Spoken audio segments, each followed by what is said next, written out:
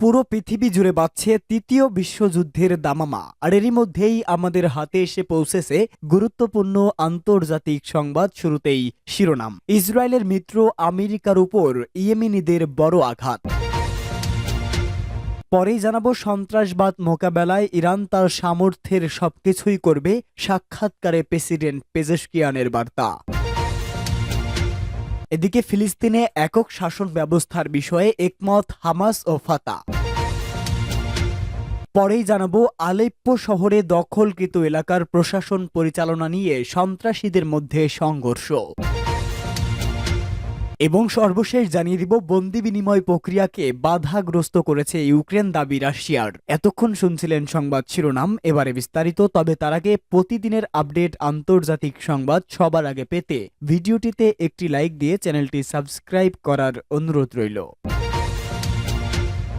ইসরায়েলের মিত্র আমেরিকার উপর ইয়েমেনিদের বড় আঘাত। ইয়েমেনের হুতি আনসারুল্লাহ আন্দোলন সমর্থিত সামরিক বাহিনী আমেরিকার একটি ডেস্টিয়ার এবং 3টি সরবরাহ জাহাজের উপর ক্ষেপণাস্ত্র ও ড্রোন দিয়ে হামলা চালিয়েছে সম্প্রতি। এর মধ্যে 3টি সরবরাহ জাহাজ রয়েছে। এই 3টি জাহাজের নাম স্টেনা, এমপিসেবল, মাইস্কো, সারাটোগা ও লিবার্টি গ্রেস।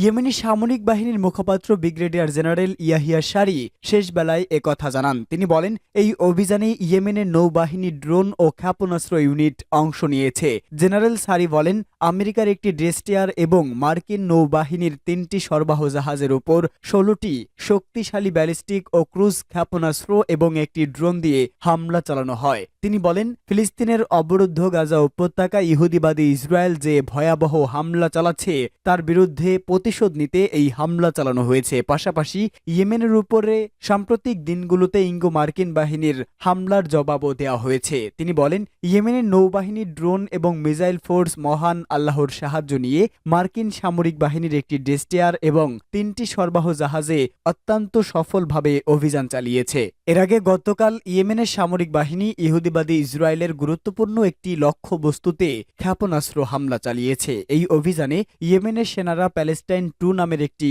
হাইপারসোনিক ক্ষেপণাস্ত্র ব্যবহার করে। ইয়েমেনের জনগণ প্রথম থেকে গাজার প্রতি সমর্থন দিয়ে আসছে। দেশটির সেনাবাহিনী এ পর্যন্ত গাজা ও লেবাননের প্রতি সমর্থন জানিয়ে দখলদার ইসরায়েল ও তার মিত্রদের বিরুদ্ধে বহু অভিযান পরিচালনা করেছে। পর্যন্ত ইয়েমেন থেকে ছোড়া বহু ক্ষেপণাস্ত্র ও ড্রোন ইসরায়েলের ভেতরে আঘাত এনেছে। ইসলামী প্রজাতন্ত্র ইরানের প্রেসিডেন্ট মাসুদ পেজেশকিয়ান বলেছেন, সিরিয়ায় উগ্র সন্ত্রাসীদের মোকাবেলায় ইরান প্রতিবেশীদের সহযোগিতা নিয়ে তার সামর্থ্যের ভিতরে সবকিছুই করবে। রাতে টেলিভিশনে সরাসরি প্রচারিত এক সাক্ষাৎকারে কথা বলেন প্রেসিডেন্ট পেজেশকিয়ান। তিনি বলেন, সম্প্রতি তিনি সিরিয়ার প্রেসিডেন্ট বাশার আল আসাদ, কাতারের আমির এবং ইরাকের প্রধানমন্ত্রীর সাথে টেলিফোনে কথা বলেছেন। এসব ফোনালাপে সবাই একমত হয়েছে যে এই অঞ্চলকে নতুন করে কোনো যুদ্ধ এবং রক্তপাতের মধ্যে ফেলতে দেওয়া হবে না। প্রেসিডেন্ট পেজেশকিয়ান বলেন, আমরা প্রত্যেকটি দেশের ভৌগোলিক অখণ্ডতা ও সার্বভৌমত্বের প্রতি সম্মান করি এবং মনে করি এগুলো কোনোভাবেই লঙ্ঘন করার সুযোগ দেওয়া ঠিক হবে না। ইরানের প্রেসিডেন্ট আরও বলেন, নিরাপত্তা ও স্থিতিশীলতা প্রতিষ্ঠা এবং সন্ত্রাসবাদের বিরুদ্ধে লড়াইয়ের জন্য আমাদের পক্ষে যা কিছু সম্ভব তার সবই করব। এজন্য আমাদের প্রচেষ্টার সাথে প্রতিবেশী এবং বন্ধুত্ব প্রতিম দেশগুলোকে সমন্বয় করব। সিরিয়ায় যখন উগ্র তাকফিরি গোষ্ঠী নতুন করে তাণ্ডব চালাচ্ছে এবং দেশটির উত্তর পশ্চিমাঞ্চলে বেশ কিছু এলাকা দখল করেছে, তখন প্রেসিডেন্ট পেজেশকিয়ান এসব কথা বলেন। ফিলিস্তিনে একক শাসন ব্যবস্থার বিষয়ে একমত হামাস ও ফাতা। যুদ্ধ পরবর্তী গাজা সহ পুরো ফিলিস্তিনে একক শাসন ব্যবস্থার বিষয়ে একমত হয়েছে হামাস ও ফাতা। মিশরের রাজধানী কায়রোতে দুই পক্ষের সই করা চুক্তির একটি অনুলিপি প্রকাশ করেছে লেবাননের গণমাধ্যম আল মায়াদিন। গাজা উপত্যকাকে ধ্বংসস্তূপে পরিণত করেছে ইসরায়েল। দেশটির প্রধানমন্ত্রী বেনিয়ামিন নেতানিয়াহু অবরুদ্ধ অঞ্চলটির শাসক হামাসকে পুরোপুরি নিশ্চিহ্ন করে দেওয়ার হুঁশিয়ারি দিয়েছেন। ফলে প্রতিনিয়ত হামলা চালাচ্ছে ইসরায়েলি সেনারা, এতে প্রাণ হারাচ্ছেন নিরীহ ফিলিস্তিনিরা। একটি বিশেষ প্রতিবেদন প্রকাশ করেছে লেবাননের গণমাধ্যম আল মায়াদিন। সেখানে দাবি করা হয়েছে, কয়েক দশকের অন্তদ্বন্দ্ব ভুলে অবশেষে ফিলিস্তিনের শাসন ব্যবস্থা নিয়ে ঐক্যমতে পৌঁছেছে হামাস ও ফাতা। মিশরের রাজধানী কায়রোতে একটি সমঝোতা স্মারকে স্বাক্ষর করেন দুই দলের প্রতিনিধি। সেই চুক্তির একটি অনুলিপি পাওয়ার দাবি করেছে গণমাধ্যমটি। এই অনুলিপি অনুযায়ী হামাস ও ফাতার সমন্বয়ে গঠিত গাজা উপত্যকা সমাজ কল্যাণ নামের একটি কমিটি শীঘ্রই উপত্যকাটিতে তাদের কার্যক্রম শুরু করবে। এই কমিটি ফিলিস্তিনের পশ্চিম তীর, আল-কুদস ও গাজা উপত্যকায় দেশের সরকারের তত্ত্বাবধানে কাজ করবে। 10 থেকে 15 জন স্বাধীন ও বিশেষ ফিলিস্তিন নিয়ে গঠিত হবে কমিটি। এদিকে হামাস এক ভিডিও বার্তায় জানায়, গাজায় জিম্মি করা ইসরায়েলিদের মধ্যে প্রায় 33 জন নিহত হয়েছে। এরই মধ্যে বেশিরভাগই ইসরায়েলের বিমান হামলায় নিহত হয়েছেন বলে দাবি করা হয়েছে। হামাস নেতানিয়াহুকে হুঁশিয়ারি করে বলেন, গাজার বিরুদ্ধে অমানবিক আগ্রাসনের মাধ্যমে ইসরায়েল তার জিম্মিদের হারাচ্ছে। এই হামলার মাত্রার উপর নির্ভর করছে বাকি জিম্মিদের জীবিত ফেরার সম্ভাবনা। আলেপ্পো শহরের দখলকৃত এলাকার প্রশাসন পরিচালনা নিয়ে সন্ত্রাসীদের মধ্যে সংঘর্ষ।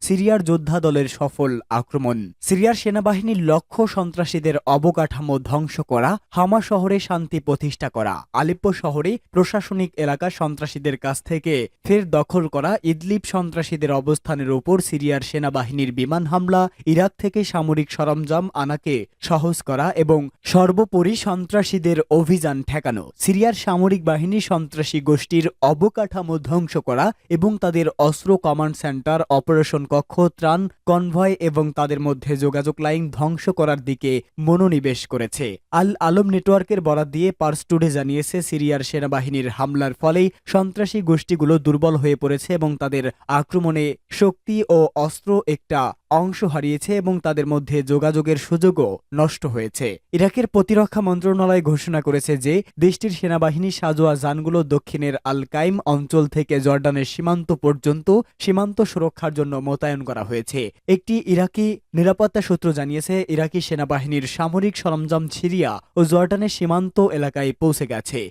বন্দি বিনিময় প্রতিক্রিয়াকে বাধাগ্রস্ত করছে ইউক্রেন, দাবি রাশিয়ার। রাশিয়া ইউক্রেনের মধ্যকার বন্দি বিনিময় প্রক্রিয়াকে ইউক্রেন বাধাগ্রস্ত করছে বলে রাশিয়ার দাবি। ইউক্রেন নিজেদের 630 নাগরিককে এই প্রক্রিয়ার আওতায় গ্রহণের অস্বীকৃতি জানিয়েছে বলে উল্লেখ করেছেন রাশিয়ার পররাষ্ট্র মন্ত্রণালয়ের মুখপাত্র মারিয়া জাখরোভা। খবর তাস নিউজ এজেন্সির বন্দি বিনিময় প্রক্রিয়ায় ইউক্রেনের অসহযোগিতার কথা জানিয়ে নিজের টেলিগ্রাম চ্যানেলে জাখরোভা লিখেছেন, বন্দি বিনিময় প্রক্রিয়াকে যতভাবে সম্ভব বাধাগ্রস্ত করেছে ইউক্রেন। বিভিন্ন আন্তর্জাতিক সংকটের সময় এই প্রক্রিয়া সফল হলেও তারা এটা থেকে সরে যাওয়ার জন্য সম্ভাব্য সবকিছুই করছে। এ বিষয়ে দীর্ঘসূত্রিতা তৈরি করে এটাকে নিজের স্বার্থ সিদ্ধির জন্য ব্যবহারের চেষ্টা করছে তারা। ইউক্রেনের এমন আচরণের ফলে দেশটি আদৌ নিজের নাগরিকদের ফেরত চায় কিনা তা নিয়ে সন্দেহ প্রকাশ করেছেন এই রাশিয়ান কূটনৈতিক। সমস্যা হচ্ছে তারা নিজেদের নাগরিকদেরই ফেরত নিতে চায় না। জেলেনস্কির আর 630 জন ইউক্রেনীয় বন্দীকে দরকার নেই, সে তাদের নিয়ে হাল ছেড়ে দিয়েছে। বন্দি বিনিময় প্রতিক্রিয়া নিয়ে রাশিয়া অসহযোগিতা করছে বলে ইউক্রেনের তরফ থেকে যে অভিযোগ করা হচ্ছে তা খণ্ডন করে জাখরোভা যোগ করেন, রাশিয়া বন্দি বিনিময় করতে চায় না বা ইউক্রেনীয় নাগরিকদের ফেরত দিতে চায় না, এটা মিথ্যাচার। এর পক্ষে প্রমাণ আছে। প্রসঙ্গত 2022 সালের ফেব্রুয়ারি থেকে একে অপরের সঙ্গে যুদ্ধরত রাশিয়া এবং ইউক্রেন যুদ্ধের এক পর্যায়ে দুই দেশের মধ্যে বন্দি বিনিময় শুরু হলেও অভিযোগ পাল্টা অভিযোগ বিষয়টি নিয়ে এখন দুই মেরুতে রাশিয়া ও ইউক্রেন।